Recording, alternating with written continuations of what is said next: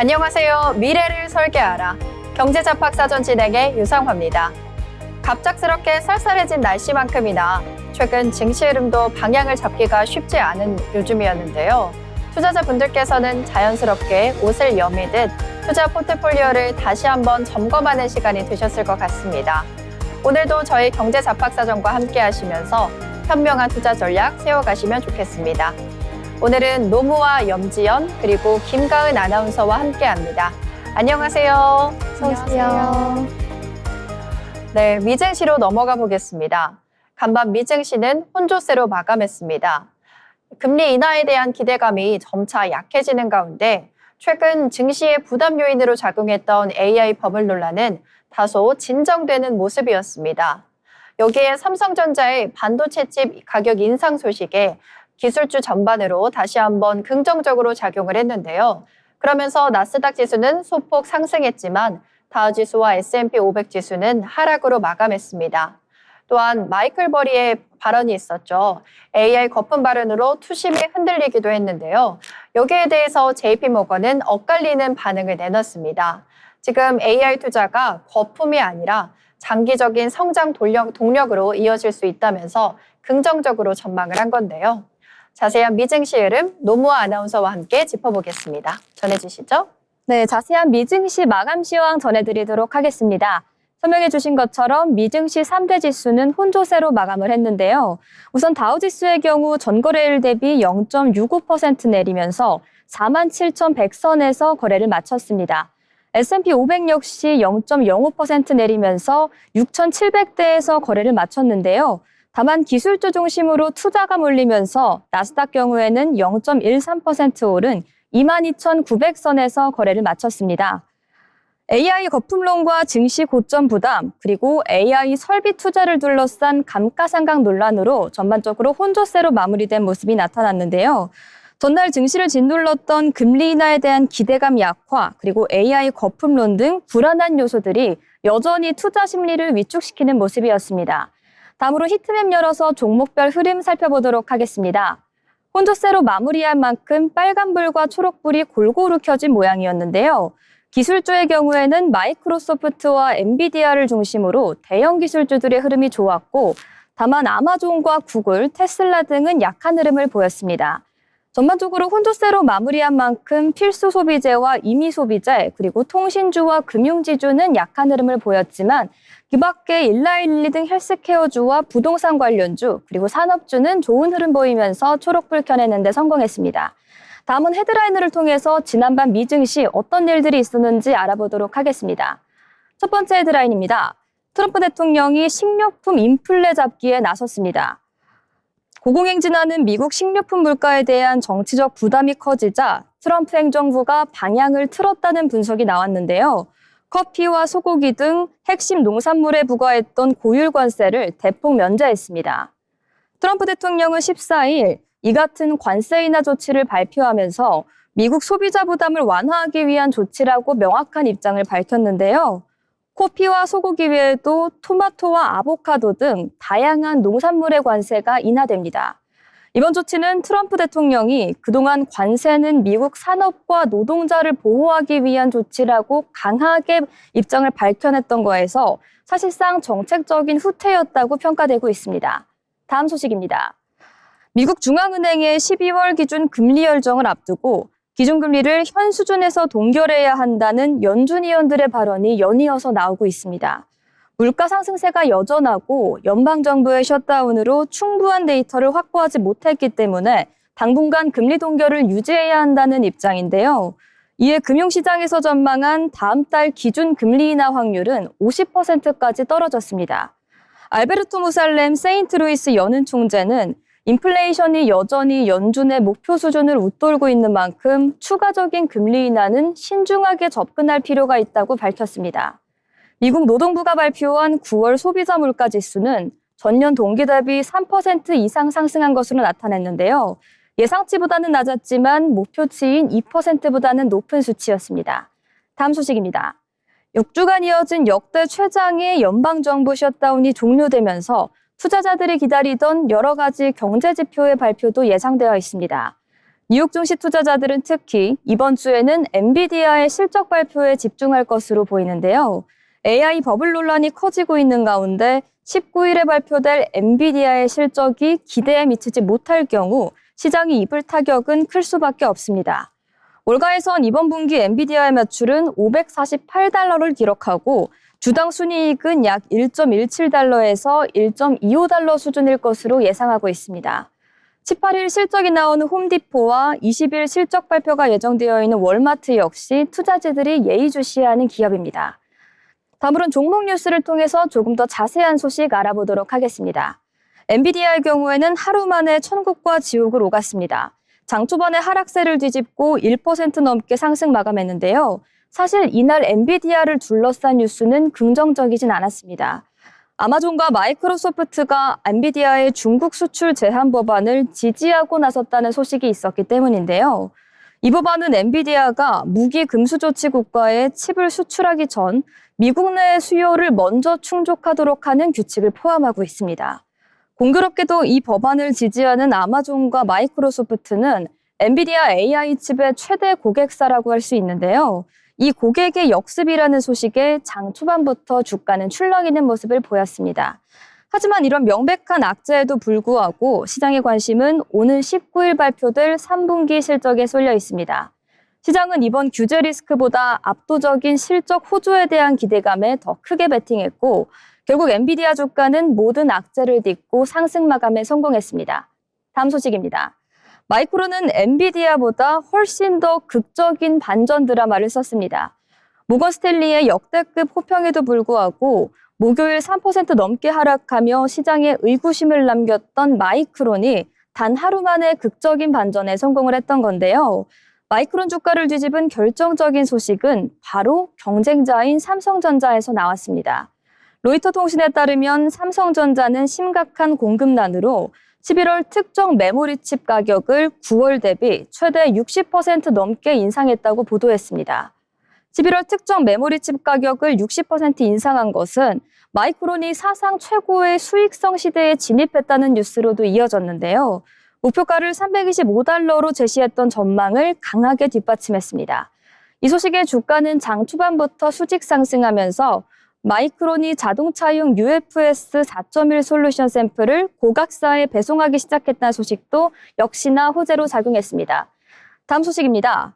비트코인 금고 스트래티지는 1년 만에 최악의 한 주를 보냈습니다. 비트코인의 $95,000 붕괴 직격탄을 맞으며 주가는 52주 신저가에 근접했는데요. 하지만 구원 투수의 등장을 막을 수는 없었습니다. 마이클 세일러 CEO가 CNBC에 출연해 현재 가격 수준에서 비트코인을 상당히 많이 매수하고 있다고 밝히며 공포 심리를 잠재웠습니다. 이 발언의 주가는 장중 저점에서 강력한 매수세로 반등했으나 결국 소폭 하락 마감하면서 52주 신고가 붕괴 위기를 간신히 넘겼습니다. 비트코인 가치에 기업 가치가 연결되는 스트래터지의 전략이 다시 한번 시험대에 오른 모습이었습니다. 이것으로 미증시 마감 시황 마칩니다. 네, 노무아 아나운서와 함께 미증시와 글로벌 이슈 함께 알아봤습니다. 정말 롤러코스터 장세였던 간밤 미증시였습니다. 미국 정부의 셧다운이 종료가 됐음에도 미증시는 여전히 혼란스러운 모습을 보여주고 있는데요. 금리 인하 기조는 점차 약화되고 있고 물가 상승은 점점 정치적인 부담으로 작용을 하면서 미증시에 영향을 주는 모습입니다. 일부 전문가들은 19일에 있을 엔비디아 실적 발표가 시장 분위기를 달라질 수 있게 하고 있다고 기대하고 있는데요. 이 점 참고하셔서 투자 이어가시면 좋겠습니다. 이어서 지난주 국내장의 흐름을 살펴보는 시간입니다. 지난주 국내 증시 흐름 한눈에 정리해드리겠습니다. 김가은 아나운서 전해주시죠. 지난주 한 주간의 국내 증시의 흐름 정리해드리겠습니다. 지난주 국내 증시는 코스피의 지수 그리고 수급 흐름 측면에서 다소 주목되는 흐름이 나왔는데요. 지난주는 시장의 하방 압력이 더 높았던 한 주였고 수급 측면에서는 외국인이 빠지고 기관이 일부 방어했지만 그 흐름이 강하게 지지력을 확보하지는 못한 상태였습니다. 유가증권 시장은 최근 한 주간 하락세를 보이면서 지수 조정의 흐름 보여줬습니다. 코스피는 지난 14일 4,011선에 거래를 마쳤는데요. 코스닥 역시 하락하며 897선에 장 마감했습니다. 지수 흐름과 투자자별 수급 동향 짚어보시죠. 지난주 국내 증시에서는 기술주 중심의 조정이 두드러졌는데요. 환율 및 외국인 자금의 이탈이 우려되면서 복합적으로 작용했습니다. 업종별로 보면 전기, 전자업종이 큰 폭으로 하락했습니다. 또 외국인 투자자의 순매도가 눈에 띄게 나타났는데요. 기관의 경우 일부 매수세가 보이긴 했지만 외국인 매도세를 상쇄하기에는 부족했습니다. 개인 투자자들의 흐름은 다소 관망세 혹은 소폭 매도 쪽으로 기울었었는데요. 하지만 외국인이 빠지는 가운데 개인이 적극적으로 매수로 전환했다는 뚜렷한 흐름은 확인되지 않았습니다. 다음으론 지난주 시장에 영향을 준 주요 요인들입니다. 처음은 금리 및 글로벌 경기의 불확실성인데요. 미국을 비롯해서 선진국의 금리 동향 및 경기 둔화의 우려가 국내 증시에 부담이 됐습니다. 특히 완화의 기대가 꺾이자 기술주 중심으로 매도세가 확대된 것으로 보입니다. 다음은 환율 리스크입니다. 원화 약세가 지속되면서 외국인 관점에서 한국 주식의 매력도가 낮아지는 측면이 작용했을 가능성이 높습니다. 마지막은 업종별 순환매 흐름의 약화인데요. 과거에는 매도된 업종에서 수급이 옮겨가면서 순환매가 강하게 나타났었지만 지난주에는 그 흐름이 다소 약화됐는데요. 특히 대형 기술주가 조정 흐름에 들어서면서 시장 활력이 둔해졌습니다. 이번 주 증시 전망에 대해서 알아보겠습니다. 지난주 조정으로 인해서 시장의 심리적 지지선이나 기술주 지지 구간이 시험받을 가능성이 큰데요. 만약 기관 매수세가 본격화되거나 외국인 자금 유입이 재개된다면 반등 흐름이 나올 여지는 있겠습니다. 다만 반대로 외국인 매도가 지속되고 글로벌 리스크가 부각되면 추가 조정 가능성도 배제할 수는 없겠습니다. 현재 금융시장은 글로벌 경기 둔화 우려, 금리 인하 기대 약화, 환율 불안 등 여전히 불확실성이 많은데요. 이걸 고려하면 강세장 재개보다는 조정 후 횡보 또는 저변의 업종별 흐름의 줄을 잃을 가능성이 높겠습니다. 즉 시장 전체가 지수가 뚜렷하게 위로 치고 나가기보다는 업종 종목별 차별화가 더욱 분명해질 수 있겠는데요. 기술주, 반도체 등 사이클 민감 업종이 이번 조정에서 부담을 크게 받고 있는 만큼 해당 업종은 숨고르기 국면이 클 것으로 보입니다. 반면 금융, 내수, 소비정책 수혜주 등은 상대적으로 회복력이 나을 수 있는 업종으로 주목됩니다.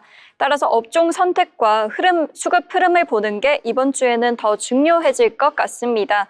지난주는 시장이 굉장히 우려감이 커진 상태에서 조정을 겪은 한 주였는데요. 외국인의 매도세가 눈에 띄었고 기관이 어느 정도 버텼지만 시장 전반을 끌고 가기에는 힘이 조금 모자란 느낌이었습니다.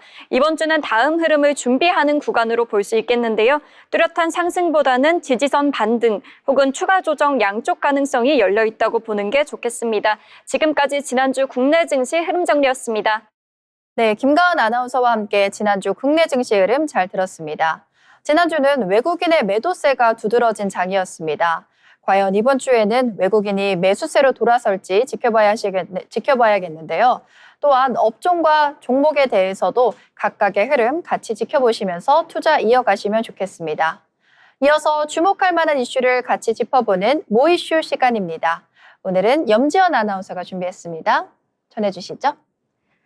네, 이번 모이슈 시간에도 스포츠 소식으로 즐거운 소식 전해드립니다. 오늘은 특히 더 반가운 금메달 소식 전해드릴 건데요. 바로 만나보시죠. 청학장의 유도 국가대표 정숙화 선수가 2025 도쿄 데플림픽에서 한국 선수단의 첫 금메달을 안겼습니다. 정숙화는 지난 16일 일본 도쿄 무도관에서 열린 대회 유도 여자 52kg급 결승에서 우크라이나 선수 안나 쇼스탁을 골든스코어 접전 끝에 되치기 절반으로 꺾으며 우승했는데요. 만 36세 베테랑인 정숙화는 2009년 타이베이 대회 동메달을 시작으로 데플림픽에서 은메달 1개, 동메달 2개를 획득했고 이번 대회에서 꿈에 그리던 금메달을 목에 걸었습니다. 그는 운동이 매우 좋다며 4년 뒤 다시 한번 데플림픽 무대에 도전할 수도 있다고 소감을 밝혔습니다. 이날 남자 73kg급에 출전한 황현은 은메달, 남자 66kg급 이주호와 여자 57kg급 서은지는 동메달을 따내며 기쁜 소식을 함께 전했습니다. 청각장애인의 올림픽인 데플림픽은 26일까지 82개국 6천여 명의 선수가 21개 종목에서 213개의 금메달을 놓고 경쟁합니다. 한국은 174명의 선수단을 파견했으며 금메달 6개 이상, 종합 10위 진입을 목표로 두고 있는데요.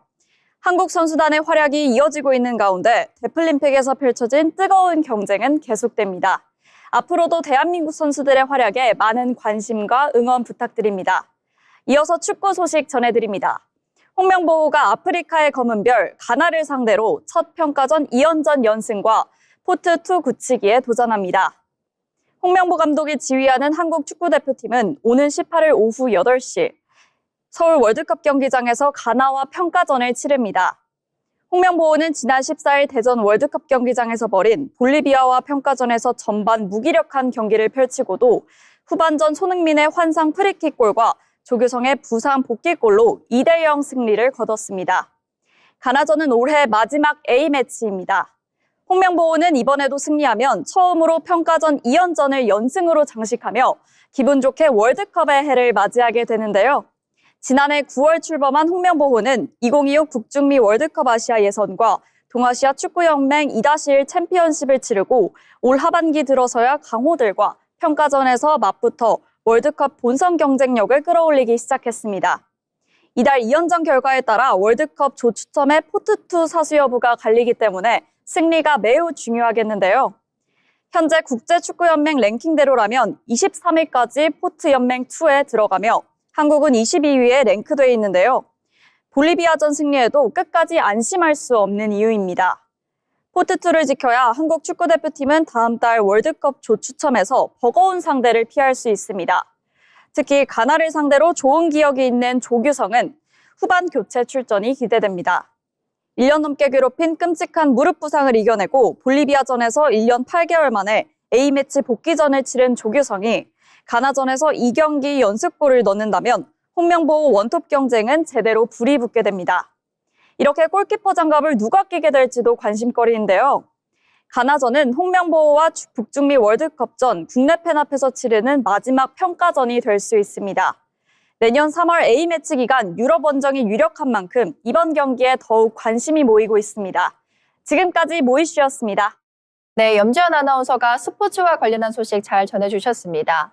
유도에서는 동메달뿐 아니라 금메달을 땄다고 하니 우리나라 대표팀의 저력이 어느 정도인지 알 수 있었는데요. 또한 내일 저녁 홍명보호와 가나팀의 축구 경기가 예정이 되어 있습니다. 이 점도 참고하셔서 축구 경기도 같이 살펴보시면 좋겠습니다. 이어서 경제 소식을 전해드리는 뉴스 브리핑 시간입니다. 오늘은 노무아 그리고 염지연 아나운서가 준비하셨습니다. 먼저 노무아 아나운서 전해주시죠. 네, 오늘 뉴스 브리핑의 첫 번째 소식은 지난 일요일을 뒤흔들었던 현대자동차 관련 뉴스로 준비해봤습니다.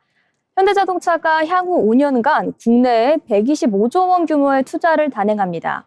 이는 직전 5년 투자액인 89조 원을 크게 웃도는 금액인데요. 그룹 역사상 최대 규모라고 합니다. 현대차그룹은 지난 16일 AI와 로봇 그리고 수소 등 미래 핵심 사업의 육성에 초점을 둔 투자 계획을 밝혔습니다. 총 투자 금액은 125조 2천억 원인데 연평균으로 환산한다면 연간 25조 원씩 이상이 투입된다고 보시면 될 것 같습니다. 투자 계획을 자세히 살펴보면 미래 신사업 분야에 50조 5천억 원, 그리고 연구개발 경쟁력 강화에 38조 5천억 원, 마지막으로 경상 투자 분야에 36조 2천억 원이 배정됐습니다. 이를 통해 AI 데이터 센터의 구축과 로봇 제조 시설의 조성, 수전의 플랜트 건립 등이 추진될 예정인데요. 한국을 글로벌 모빌리티의 허브로 만들겠다는 혁신 의지가 반영된 것으로 보입니다. 이번 투자에는 협력사 지원책도 포함이 되어서 굉장히 큰 화제가 됐었는데 2025년 1차 협력사가 부담하는 미국 관세를 전액 부담하기로 했습니다. 2, 3차 협력사까지 범위를 넓힌 상생 프로그램도 운영될 예정인데요. 현대차그룹 관계자는 역대 최대 규모 투자와 혁신 전략을 통해 국내 경제의 활성화에 기여하겠다는 방침이라고 밝혔습니다. 또한 협력사와의 동반 성장을 기반으로 글로벌 경쟁력을 더욱 확장할 방침이라고도 밝혔습니다. 다음 소식은 환율 관련 소식입니다. 원달러 환율이 최근 1,470원대까지 치솟으면서 오름세를 멈추지 않고 있습니다. 지금 추세면 올해 연평균 환율은 올해 역대 최고치를 기록할 예정인데요. 올해 들어 지난 14일까지의 연평균 환율은 1,415원가량으로 집계됐습니다. 이는 외환위기 시기인 1998년도보다 높아 최고치를 경신한 수치인데요. 연초 계엄 사태와 미국 관세 압박에 1,487원 6전까지 뛰었다가 5월 이후 1,300원대에서 안정을 찾았던 원달러 환율은 9월에 다시 1,400원대까지 올라가더니 이달에는 1,470원대 중반까지 치솟았습니다. 4분기 평균은 1,435원을 나타내고 있는데 새 정부 출범으로 정치적인 불확실성이 해소됐고 한미 관세 협상이 잘 마무리됐음에도 불구하고 환율은 여전히 고공행진 중입니다. 이 같은 배경에는 내국인의 해외 투자 증가가 있습니다. 여기에 연준의 금리 인하 기대 약화에 따른 달러 강세 그리고 엔화 약세도 원달러 환율 상승의 요인이 됐습니다. 시장에서는 원달러 환율이 전고점인 연 1,480원대를 넘어 무려 1,500원대까지도 넘을 수 있다는 방침이 나오고 있습니다. 오늘 이렇게 두 가지 소식을 준비해 봤는데요. 전반적으로 환율은 불안감을 야기할 만큼 고공행진을 하고 있지만 AI와 자동차 등 특정 사업 분야는 그 어느 때보다도 투자를 늘려가면서 긍정적인 청사진 제기하고 있습니다. 때문에 시청자 여러분도 많이 올라오실 것 같은데 관련 뉴스 다양하게 확인하시면서 투자의 방향성 잡으시면 좋을 것 같습니다. 네, 첫 번째 노무 아나운서와 함께 현대차 그룹과 관련한 소식 그리고 환율 상승에 대한 요인까지 같이 잘 분석해 주셨습니다. 이어서 염지연 아나운서가 다음 소식 전해주겠습니다. 한국을 방문 중인 데릴 커들 미 해군 참모총장이 지난 15일 하나오션 거제 사업장과 HD 현대중공업을 방문했습니다. 한미 조선업 협력 구상 마스가이 실행을 앞두고 국내 조선소의 함정 건조 능력 등을 파악한 건데요. 앞서 커들 총장은 지난 13일 기자간담회에서 한국이 핵추진, 잠수함을 추진하는 것이 한미 모두에게 역사적 순간이라며 중국 억제에 활용될 것이라고 밝혔습니다. 그러면서 한국이 주권자산인 핵잠을 어떻게 운용하든 미국이 관여할 것은 아니라면서도 미국은 중국과 관련한 공동 목표를 달성하기를 기대한다고 말했습니다. 미국이 한국의 핵잠 건조를 승인한 이유가 중국 견제에 있음을 내비친 것으로 보입니다. 이어서 다음 소식입니다. SK그룹이 2028년까지 국내에 128조 원을 투자해 한국의 인공지능 3대 강국 비전 실현에 동참합니다. 용인 반도체 클러스터의 초대형 규모의 팹 4개를 구축해 고용 효과를 극대화하고 급증하는 AI 메모리 수요에 대응한다는 방침입니다. 최태원 회장은 지난 16일 용산 대통령실에서 열린 한미 관세협상 후속 민간합동회의에서 원래는 2028년까지 128조 원의 국내 투자를 계획했으나 점점 투자 예상 비용이 늘고 있다며 정확한 추산은 어렵지만 약 600조 원의 규모의 투자가 이어질 것이라고 소개했습니다. 이어 최 회장은 고용에 있어서도 매년 8,000명 이상의 채용을 꾸준히 유지해왔는데 매년 14,000명에서 2만 명의 고용 효과가 나타날 수 있게 할 것이라고 밝혔습니다. 이는 향후 반도체 팹 확대에 따른 고용 증가를 감안한 수치로 분석됩니다. 지금까지 뉴스 브리핑이었습니다. 네, 염지연 아나운서와 함께 다음 뉴스 같이 전해봤습니다. 마스가 이어서 만우가까지 한미 원전조선 투트랙 협력이 부상하고 있습니다. 그와 관련해서 프로젝트가 본격화되고 있는 흐름인데요. 또한 SK그룹도 128조 원이라는 규모의 돈을 AI 산업에 투자하고 있는 만큼 현대차그룹, SK그룹 등 국내 대기업들이 AI 산업에 대규모로 투자하고 있는 흐름 같이 참고하셔서 투자 이어가시면 좋겠습니다. 아울러 본 방송에서 제공하는 정보는 투자 판단에 대한 정보일 뿐 해당 종목 가치의 상승 또는 하락을 보장하지 않습니다.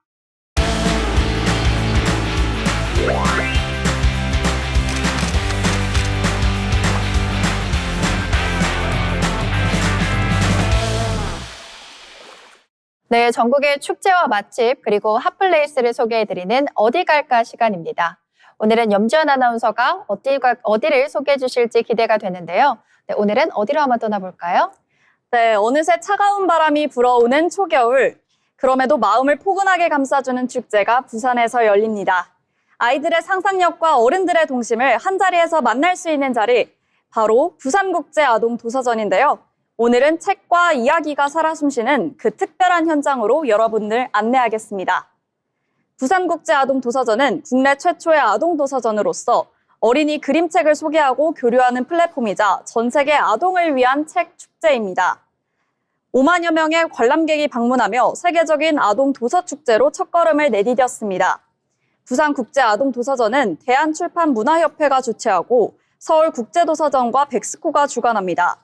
행사는 오는 12월 11일 목요일부터 14일 일요일까지 백스코 제1전시장 3홀에서 4일간 진행됩니다. 올해 부산국제아동도서전은 주제는 아이와 바다입니다. 주목할 만한 전시는 크게 4가지로 분류되어 있는데요. 첫 번째는 아이와 바다, 작은 항해자, 큰 바다로 라는 주제 전시와 두 번째로 한국에서 가장 즐거운 책 전시, 세 번째로 김영관 작가와 함께하는 체험 전시, 오늘의 하늘, 내일의 바다, 마지막으로 그림책 작가 원화 전시, 아이와 바다 이렇게 4가지로 구성되어 있습니다. 그럼 제가 이 4가지에 대해서 하나씩 설명해 드리도록 하겠습니다. 먼저 주제 전시, 아이와 바다, 작은 항해자, 큰 바다로 이 작품은 깊은 의미가 담겨 있습니다. 아이들은 책이라는 바닷속을 유영하며 자신만의 길을 찾아가는 작은 항해자가 됩니다. 때로는 물결에 흔들리며 때로는 빛을 따라 헤엄치듯 이야기를 따라가게 되는데요. 그리고 그 움직임은 마치 한 편의 극처럼 펼쳐집니다. 아이들이 책 속 세상의 주인공이라는 의미를 담았다고 합니다. 또 서울국제도서전은 독창성과 신미성 그리고 차별성을 지닌 한국의 책을 발굴하여 국내외 독자들에게 소개하는 한국에서 가장 좋은 책 공모를 주관하고 있다고 합니다. 이번 부산국제아동도서전에서는 그중 그림책 부문 한국에서 가장 즐거운 책 선정작 10종을 다시 선보인다고 합니다. 김영관 작가와 함께하는 체험 전시는 작가와 아이들이 함께 만들어가는 참여형 미술 전시입니다. 마지막으로 그림책 작가 원화 전시 아이와 바다는 각자의 그림 언어로 바다와 어린이의 마음을 표현했다고 합니다. 22명의 그림책 작가들이 함께 만든 자리라고 하는데요.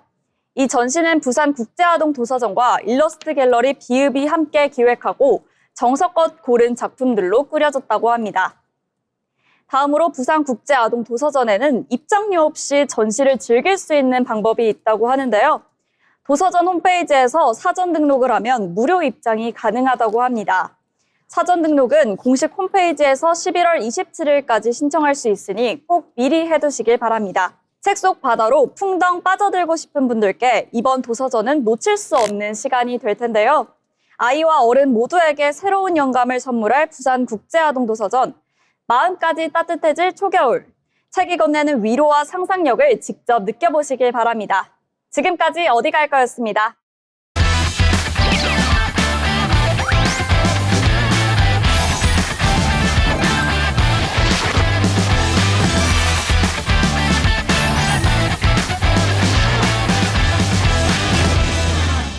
이번 시간은 투자의 고수가 되고 싶은 아나운서들이 주식 그리고 경제 이야기 나눠보는 시간입니다.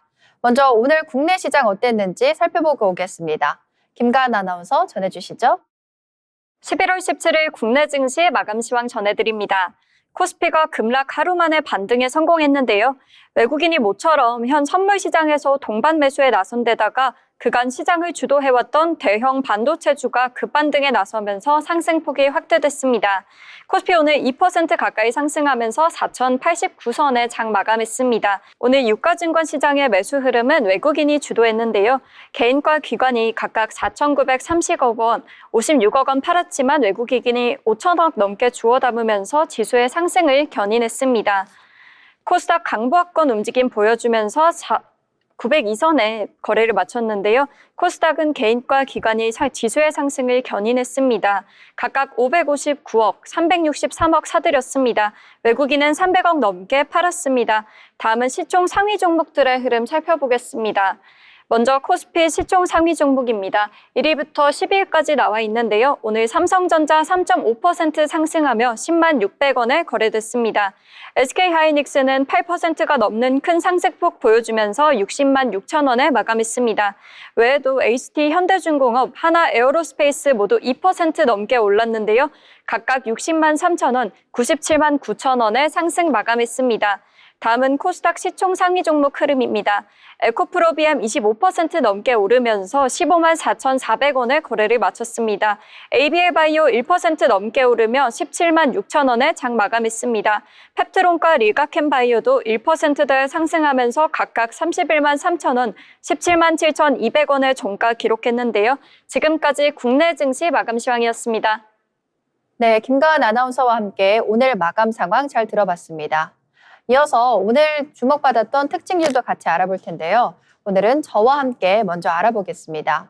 오늘 주목받았던 종목 중 하나는 로킷 헬스케어입니다. 로킷 헬스케어는 중국에서 중요한 특허를 공식적으로 인정받았다는 소식에 오늘 강한 상승세를 보였는데요. 이 특허에 대해서 잠시 설명을 드리면요. 바이오 물질을 얼려서 굳히는 방식으로 장기를 출력하는 기술입니다. 쉽게 말해서 몸의 특정 부위를 재생시키기 위해서 만드는 재생 패치를 더 정교하고 안정적으로 만드는 기술인데요. 특히나 중국은 전 세계적으로 당뇨병 환자가 가장 많은 나라입니다. 그 중에서도 치료가 까다로운 당뇨발 시장에 진출하기 위해서 핵심 기술과 권리를 확보했다는 점이 크게 호재로 작용했습니다. 이 특허 덕분에 로킷 헬스케어는 앞으로 중국에서 당뇨발 재생 패치, 연골 재생, 신장 재생 같은 AI 기반 장기 재생 사업을 본격적으로 펼칠 수 있다는 발판을 마련한 셈입니다. 주가 흐름도 뜨겁습니다. 5월에 코스닥에 상장했을 때만 하더라도 공모가는 11,000원이었는데 오늘은 5만 원대까지 올라서면서 시가총액이 8천억 원을 넘어섰습니다. 실적도 개선 흐름이 뚜렷한데요. 작년엔 영업 손실이 컸지만 올해는 3분기 누적 기준으로 적자가 크게 줄었고 회사도 올해 흑자 전환을 목표로 하고 있습니다. 이러한 좋은 소식에 힘입어서 오늘 주가는 상한가로 직행을 했고요. 29.85% 오른 54,600원의 종가로 마감했습니다. 이어서 노무아 아나운서가 다음 특징주 전해주겠습니다. 네, 제가 준비한 다음 특징주, 바로 우리나라의 반도체 투톱 대장주죠. 삼성전자와 SK하이닉스의 소식을 준비했습니다. 미국발 증시 훈풍에 힘입어 오늘 두 종목 모두 장 초반부터 강한 상승세를 보여줬는데요. 17일 한국거래소에 따르면 오전 10시 기준으로 했을 때 삼성전자는 3.09%, 그리고 하이닉스의 경우에는 5.36%에 달하는 상승세를 보였습니다. 이 같은 상승세에 삼성전자 다시 10만 전자를 회복했고 SK하이닉스 역시 60만 닉스의 자리를 다시 탈환하는 모습을 보여줬는데요. 삼성전자와 SK하이닉스의 주가가 이렇게 상승한 것은 지난주 뉴욕 증시에서 AI와 기술주의 흐름이 강세였던 것이기 때문이라고 풀이됩니다. AI 데이터 센터 구축 경쟁으로 인해 메모리 반도체 칩 가격이 크게 오를 것이라는 소식 역시 호조로 반영이 됐는데, 앞서 지난 14일 로이터 등이 보도한 바에 따르면 삼성전자의 32GB DDR5 메모리 칩의 모듈의 11월 계약 가격은 $239로 9월보다 약 60% 이상 올랐습니다. 같은 기간 16GB와 128GB 메모리 칩의 가격도 각각 50% 올랐는데요. $135와 $1,194로 책정됐습니다. 이 같은 흐름에 오늘 두 종목 모두 좋은 흐름 보여줬는데 삼성전자의 차트 살펴보도록 하겠습니다. 삼성전자 장 초반부터 좋은 상승세 보이며 99,000원에 거래 시작됐는데요. 장중에는 10만 1,000원까지 터치하면서 다시 좋은 흐름 보여줬습니다. 그렇지만 이후 상승분을 소폭 반납하면서 오늘 장 10만 500원에 거래를 마쳤습니다. 네, 노무아 아나운서가 삼성전자와 SK하이닉스 반도체 투톱 종목이 다시 상한가를 탈환했다라는 말씀 전해주셨고요. 이어서 염지연 아나운서가 다음 특징주 전해주시죠. 네, 제가 오늘 준비한 특징주 농심과 삼양식품입니다. 농심과 삼양식품이 오늘 증권가 목표 주가 상향에 힘입어 장 초반 강세를 보였습니다. 오늘 오전 9시 50분 농심은 전장보다 11.36% 오른 47만 500원, 삼양식품은 6.36% 상승한 140만 4천원에 거래됐습니다. 삼양식품은 지난 14일 올해 3분기 연결 기준 영업이익이 1,309억 원으로 지난해 같은 기간 대비 50% 늘었다고 공시했습니다. 매출은 6,320억 원으로 44% 증가했는데요. 이에 유한타증권 손현전 연구원은 삼양식품은 3분기 들어 신규 생산품이 판매로 즉시 전환되며 수요 흡수력이 공급 확대 속도를 넘어서는 구간에 진입했다며 목표 주가를 200만 원으로 올렸습니다. 신한투자증권, IBK투자증권, KB증권도 목표 주가를 175만 원으로 각각 상향했습니다. 특히 삼성증권은 농심에 대한 목표 주가를 48만 7천 원에서 50만 9천 원으로 올려잡았는데요. 이가영 연구원은 3분기 연결 기준 영업이익이 544억 원으로 전년 동기보다 45% 증가, 컨센서스를 20.5% 웃돌았다면서 본사는 내수와 수출 모두 매출이 줄었지만 프로모션 효율화로 수익성이 개선됐다고 짚었습니다. 이어서 농심 차트 살펴보겠습니다. 오늘 농심 43만 3천 원에 거래 시작해 장중 47만 4천 원에 고가 형성했고 46만 2천 원으로 거래 마쳤습니다. 네, 이렇게 식품주도 오늘 주목을 받는 모습이었습니다. 이어서 노모 아나운서가 다음 특징주 준비해 주셨습니다. 네, 다음 특징주 저희 여행주 정말 오랜만에 다뤄보는 것 같은데요. 중국이 자국민에게 일본 방문 자제를 권고한 가운데 오늘 장 초반 여행주가 강한 강승세를 보였습니다. 오전 9시 8분 기준으로 노랑풍선은 7.11%에 달하는 상승세를 보여줬는데요. 이 밖에 참 좋은 여행, 롯데 관광개발, 그리고 모두 투어 모두 강한 상승 흐름을 보였던 하루였습니다. 일본 총리의 유사시 대만 개입 발언이 있었던 이후에 중일 간의 상대국에 대한 비판의 강도가 강해지고 있는데요. 중국이 자국민에게 일본 방문 자제를 권고하면서 국내 여행 업체에게 반사이익이 돌아온 것으로 풀이됩니다. 앞서 다카이치 사나의 일본 총리는 지난 7일 중의원에서 현직 총리로는 처음으로 대만의 유사시 일본이 집단 자위권을 행사할 수 있는 존립 위기 사태에 해당할 수 있다고 밝혔는데요. 이후 중국 외교당국은 극언에 가까운 비난을 쏟아냈었습니다. 지난 15일에는 주일 중국 대사관이 공식 위챗 계정에 중국 외교부와 주일 중국 대사관과 영사관은 가까운 시일에 일본을 방문하는 것을 엄중히 주의할 것을 당부한다고 공공연하게 밝히기도 했습니다. 이와 관련해 중국 동방항공, 중국 국제항공, 중국 남방항공 등은 일본행 항공편 취소나 변경 수속에 무료로 대응해준다는 공지를 내리기도 했었는데요. 관련해서 살펴볼 만한 여행주 그리고 항공주의 흐름 보시면 좋을 것 같습니다. 오늘 이렇게 노랑풍선 강한 흐름을 보였지만 결국 마감은 하락하면서 마감을 했습니다. 장 초반 3.66%에 달하는 높은 상승세를 보였고 장중에는 13.41% 상승한 5,580원 선까지 터치하기도 했는데요. 이후 상승분을 반납하면서 5,020원의 거래를 마치면서 긴 꼬리 달린 음봉으로 마무리했습니다. 네, 이렇게 노모 아나운서와 함께 노랑풍선까지 알아봤습니다.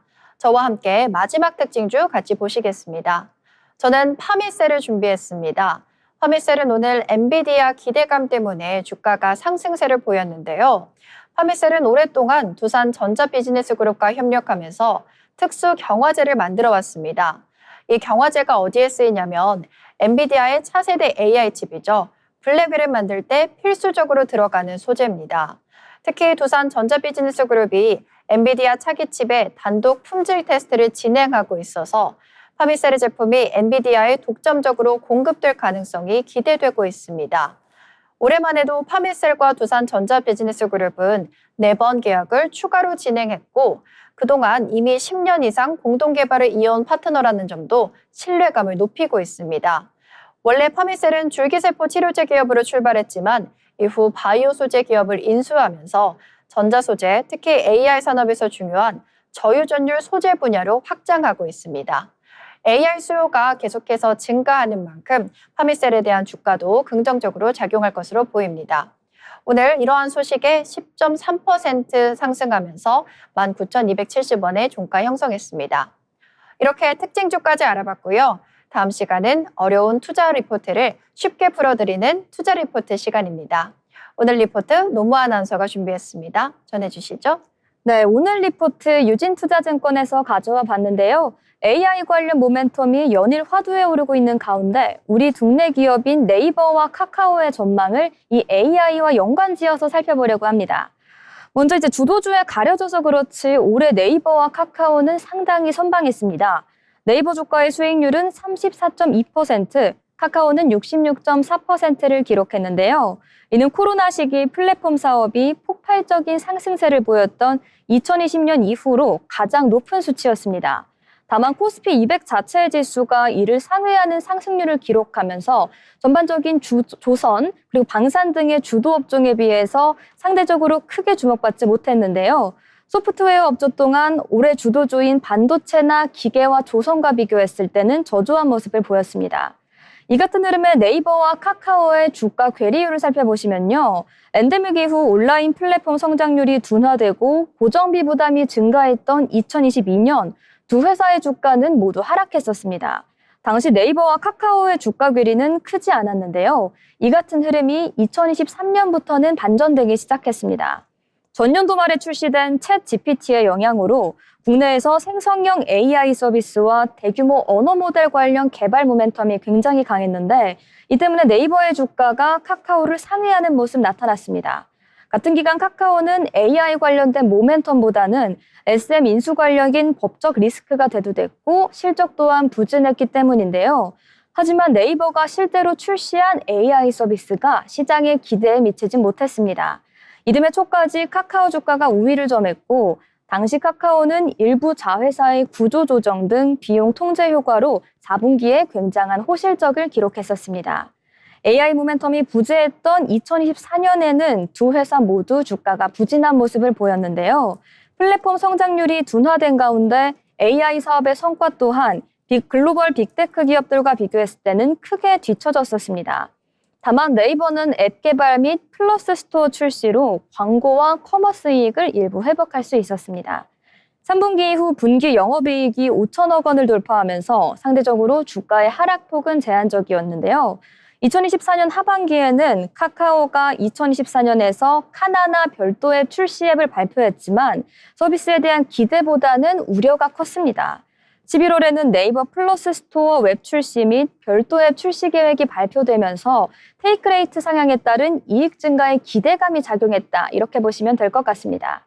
그리고 2025년 주가 살펴보시면요. 먼저 상반기 두 기업의 주가 괴리율을 살펴보도록 하겠습니다. 올해 2월에는 카카오가 오픈 AI와 전략적인 제휴를 발표했습니다. 제휴의 핵심 목표는 AI 서비스의 대중화였는데요. 대형 플랫폼인 카카오톡의 챗GPT-5의 API를 활용한 AI 챗봇의 출시를 예고했었습니다. 다만 당시에는 챗GPT-4 카카오의 서비스가 구체적인 출시 시점 그리고 서비스의 형태가 가시화되기 이전의 상태였습니다. 5월 그리고 카나나 CBT가 시장에 큰 호응을 얻지는 못하면서 제휴 발표 후 반등했던 주가는 한동안 등락을 반복하는 모습이 나타났습니다. 네이버 주가 살펴보시면요. 지난해 11월 별도의 커머스 앱 출시 계획을 발표한 이후 연초까지는 상승 흐름을 유지했습니다. 다만 3월 실제로 출시가 된 이후에 주가는 하락을 했는데요. 출시 초기에는 많은 다운로드 수와 높은 트래픽을 보였지만 초기 마케팅 효과가 약해지면서 재방문 비율 그리고 체류 시간 등에서 경쟁사 대비 부족한 모습을 보였습니다. 그리고 하반기를 지배한 두 가지 이슈가 있었습니다.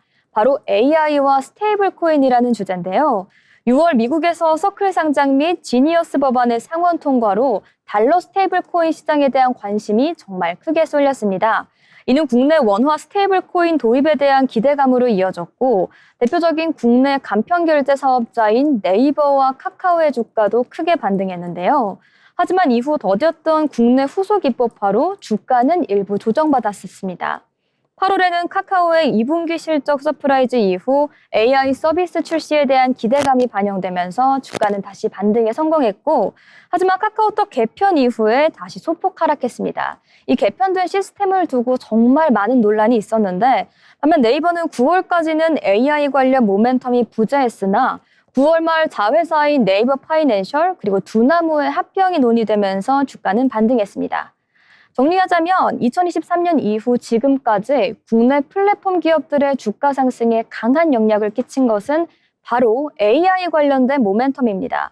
그 다음으로는 실적을 꼽을 수 있을 것 같은데요. 추가적으로 올해는 미국을 중심으로 확산됐던 스테이블 코인 관련 모멘텀까지 확산됐습니다.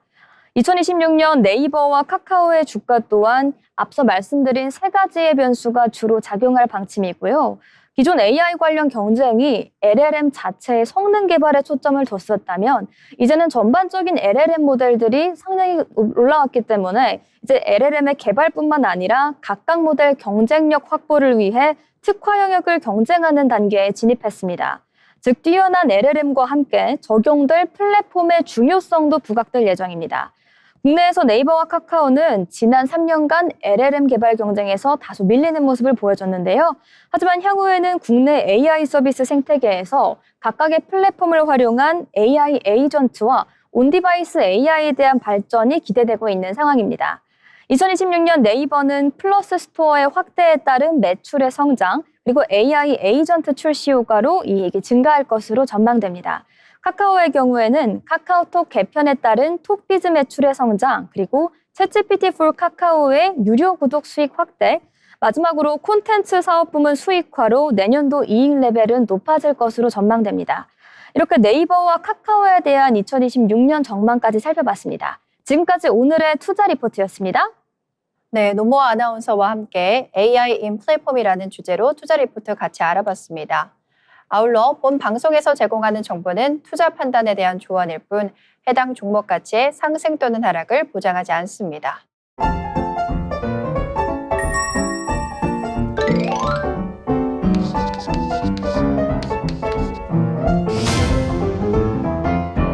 네, 오늘 미국장부터 국내장까지 한 바퀴를 다 돌아봤습니다.